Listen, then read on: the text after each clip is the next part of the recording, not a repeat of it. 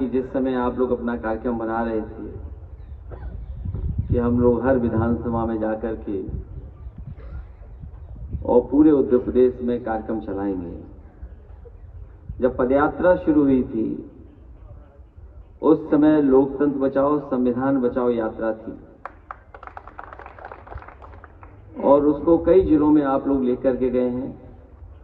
मुझे खुशी है इस बात की कि समाजवादी पार्टी के सभी वरिष्ठ नेता समय समय पर आपके कार्यक्रम में शामिल हुए हैं। आप जिस जिले में गए, जिस विधानसभा में गए, वहां पर समाजवादी पार्टी के नेता, समाजवादी पार्टी के चुनाव लड़ने वाले या विधायक आपकी यात्रा में लगातार शामिल हुए हैं। मैं उनको भी धन्यवाद देता हूं, बधाई देता हूं उन्हें भी कि कई जगह तो ऐसे ऐतिहासिक कार्यक्रम आपने देखे होंगे कि आपको खुद लग रहा होगा कि ये कार्यक्रम इतने बड़े कैसे हो रहे, कैसे जन समर्थन मिल रहा है। बस्ती का कार्यक्रम, अयोध्या का कार्यक्रम, और आप खुद जानते होंगे कि समाजवादी पार्टी कहां मजबूत है। आप ये भी जानते होंगे कि समाजवादी पार्टी का कौन सा नेता समाजवादी पार्टी के प्रति पूरी ईमानदारी से समर्पित है। और आपको ये भी समय समय पे देखने और सीखने का मौका मिला होगा कि कितनी तकलीफ और परेशानी होती है। कभी खाना अच्छा मिला, कभी खाना नहीं मिला, कभी मन का मिला, कभी अपने हिसाब से किया होगा। और जिस तरह का मौसम, जिस मौसम शुरू किए थे, मैं जानता हूं अब ये लोहिया वाहिनी के जितने नौजवान चल चुके हैं, ये और जिन्होंने यात्रा के बारे में सुना है, समझा है, देखा है, उन्हें न सर्दी की परवाह होगी, न गर्मी, न बरसात की, हर मौसम का ये मुकाबला कर लेंगे। कई साथी बीमार हुए, मुझे पता है, गंभीर बीमारी भी हुई, लेकिन उन्होंने परवाह नहीं की। हालांकि कुछ बीमारियां ऐसी हैं अगर उनका ध्यान न दिया जाए तो नुकसान बड़ा हो सकता है। आपने अखबारों में भी पढ़ा है, डेंगू जैसी मामूली बीमारी को भी सरकार में इलाज नहीं मिला, लेकिन हमारे कई साथी इस बीमारी से पीड़ित हुए, लेकिन उन्हें कुछ नुकसान नहीं हुआ और वो स्वस्थ होकर के दोबारा साइकिल चलाते रहे।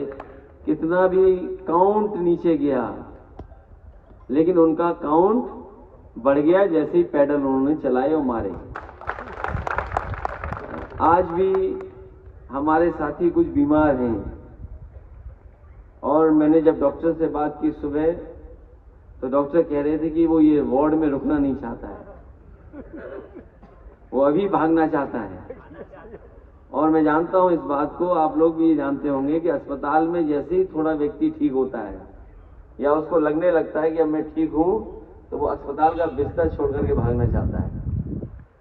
मैंने ही डॉक्टर साहब से कहा कि एक शाम और रोक लो उन्हें, क्योंकि थोड़ा बीमार है, अभी ठीक हो जाएगा, उसके बाद हम लोग उनसे भी मिल लेंगे। मैं जानता हूं बहुत सारे साथियों ने कई परेशानियों का सामना किया है।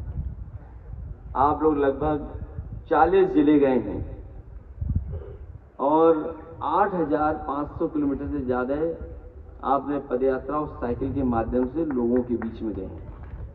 शायद देश में बहुत ही कम दल के नेता रहे होंगे, नौजवान रहे होंगे, जिन्होंने इतनी बड़ी यात्रा की होगी। और अभी यात्रा ये खत्म नहीं हुई है, ये यात्रा अभी और चलनी है। ये बीच में इसलिए विराम लगा है क्योंकि चुनाव हमारे सामने है। कुछ दिन की छुट्टी और उसके बाद, चुनाव के बाद आपको उत्तर प्रदेश फिर घूमना है। और हो सकता है 24 में अगर हम लोग कामयाब हो जाएंगे तो आपको 27 तक इंतजार नहीं करना पड़ेगा। 24 के बाद ही कुछ हिसाब किताब उत्तर प्रदेश का ही हो जाएगा।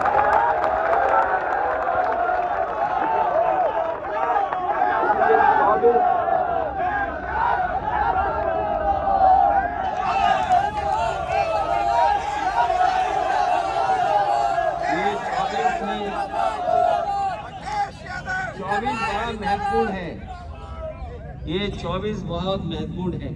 देखिए 24 की बात आई तो हो सकता है ये फाइटर एयरक्राफ्ट ही हम लोग आपको सलामी दे रहे हैं। तो ये फाइटर एयरक्राफ्ट ऊपर निकल रहे हैं, ये साइकिल वालों को सलामी देते हुए जा रहे हैं कि 24 में जीत होगी हम लोगों की।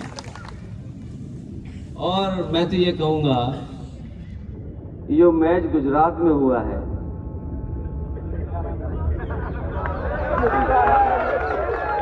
अगर ये स्टेडियम लखनऊ में हुआ होता और उन्हें आशीर्वाद बहुतों का मिलता है, टीम को आशीर्वाद एक तो भगवान विष्णु का मिलता क्योंकि इकाना नाम से है वो स्टेडियम। बीजेपी वालों पे रहा नहीं गया, उन्होंने अटल बिहारी वाजपेयी जी के नाम पे कर दिया। अगर वहां पर मैच होता तो भगवान के साथ साथ अटल बिहारी वाजपेयी जी का भी आशीर्वाद मिलता और इंडिया जीत गई होती। अब सुनने में आ रहा है कि वहां की पिच भी गड़बड़ थी और जो लोगों की तैयारी थी वो तैयारी आधी अधूरी रह गई। इसलिए कभी कभी समय बताता है कि अब समय उनका नहीं है, समय दूसरे लोगों का आने वाला है। जहां तक सैफी का सवाल है, मैं आप सबको बधाई देता हूं कि नेताजी को कल हम लोग याद करेंगे, उनका जन्मदिन मनता है, मनता रहा, कल मनाएंगे। उससे पहले आपकी यात्रा सैफई में खत्म हुई। इससे बड़ी बात और क्या हो सकती है कि जहां से हमें साइकिल मिली, जहां से नेताजी ने समाजवादियों को जगाया और न केवल सैफई के लोगों को जगाया बल्कि देश के लोगों को जगाया, और उन्होंने साबित किया कि गांव आर्थिक और सामाजिक रूप से अगर संपन्न होगा तो कितनी खुशहाली आएगी। एक ये यूनिट और एक ये गांव उन्होंने उदाहरण दिया, पेश किया। आज भी नेताजी को अगर याद करते हैं तो साथ साथ उन्हें सैफई भी याद करते हैं। अगर पहचान किसी ने दी है सैफई को और समाजवाद को, तो नेताजी ने, जो अपने जीवन भर सैफई से लेकर के समाजवाद के लिए संघर्ष करते रहे। उस जगह आपकी यात्रा रुक रही है कुछ समय के लिए, बाद में फिर चलेगी। मैं आपको बधाई देता हूं, शुभकामनाएं देता हूं और हमें उम्मीद है कि आने वाले समय में इससे भी शानदार यात्रा होगी। और जिस तरह लखनऊ में चली थी, मुझे याद है मीडिया के लोग और खासकर बीजेपी के लोग सोच में पड़ गए थे कि इतने साइकिल वाले कहां से आ गए, ये तो कम थे।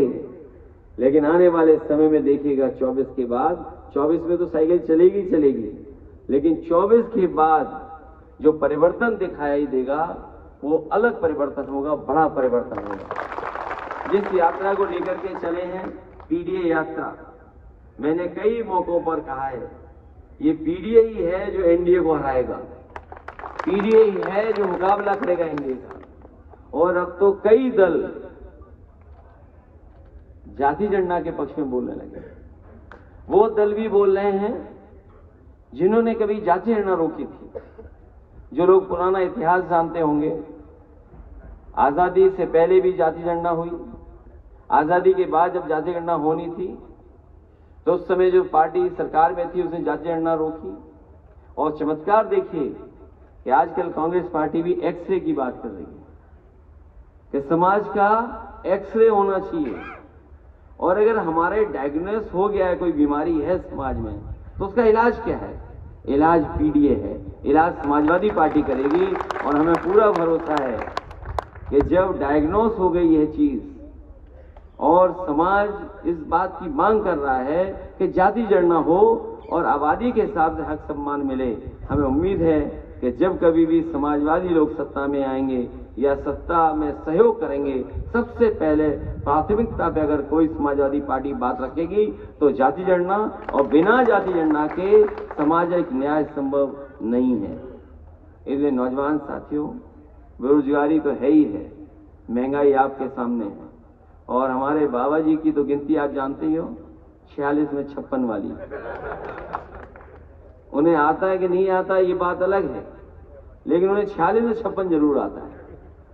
और मैं क्या कहूं, राष्ट्रीय महासचिव तो सब कह ही चुके हैं कि अभी तक की सबसे करप्ट और सरकार अगर कोई है तो वो भारतीय जनता पार्टी की है। आज भी कोई वो काम नहीं बता पा रहे। जो काम समाजवादियों ने किए थे वही काम दिखाई दे रहे, चाहे वो डायल 100 हो, जो डायल 112 हो गया, चाहे वो एम्बुलेंस हो, चाहे बड़े बड़े अस्पताल जो बने थे, या जिस सड़क से जहां से आपने शुरू किया, ये पूर्वांचल के लोग जानते होंगे, या गाजीपुर के हमारे साथी जो बैठे हैं, आजमगढ़ के हैं और आसपास के लोग, वो जानते होंगे कि सोचो कितना समय लगता था लखनऊ राजधानी से गाजीपुर पहुंचने में और बलिया पहुंचने में, कितना समय लगता था। और अब जब चाहो तब लखनऊ आ जाओ, चाहो तो 2 बार चक्कर काट लो लखनऊ का। ये आजमगढ़ वाले तो काट ही लेते हैं। इसमें एक साथी है, उसका पता ही नहीं है कि आजमगढ़ में कब है, लखनऊ में कब है। और यही नहीं, बहुत से बड़े बड़े काम हुए समाजवादियों की। ये अम्बेडकर नगर के लोग जब निकले होंगे अम्बेडकर नगर से, तो आपने देखा हो वो पुल जो समाजवादियों की सरकार में बना था, और वो पावर प्लांट जिससे उत्तर प्रदेश को बिजली मिल रही है। आज भी मैं कहना चाहता हूं पत्रकार साथियों के सामने, जो उत्तर प्रदेश में बिजली उपलब्ध है और जो इंफ्रास्ट्रक्चर समाजवादियों की सरकार में बना था, उसी के कारण आज बिजली उपलब्ध हो पा रही है। वरना भारतीय जनता पार्टी ने अभी तक 1 यूनिट बिजली बनाने का कारखाना नहीं लगाया। जो कुछ है वही समाजवादियों की सरकार का। इसलिए बहुत सारे काम हम गिना सकते हैं। मुझे खुशी है इस बात की कि हमारे नौजवान, हमारे लोहिया वाहिनी के और पूरे उत्तर प्रदेश के कई हिस्सों के नौजवान जो चल कर के आए हैं, मैं उनको बधाई देता हूँ, शुभकामनाएं देता हूँ। मुझे तो लगता था कि अपने साथियों का थोड़ा वजन कम हो जाएगा, लेकिन इधर मैं देख रहा हूँ कुछ लोगों का वजन बढ़ा है। इसलिए लगता है कि अब साइकिल यात्रा और तेज रफ्तार से चलानी पड़ेगी। इसलिए बहुत बहुत बधाई देता हूँ अभिषेक यादव जी के साथ साथ जितने भी साथी आए हैं, उन सबको बहुत बहुत धन्यवाद, बहुत बहुत बधाई, बहुत बहुत शुभकामनाएं। अभी जरूर छुट्टी है, लेकिन कुछ समय बाद फिर शुरू करनी है। हमें उम्मीद है कि 24 का भी परिणाम अच्छा आएगा और आने वाले समय में जो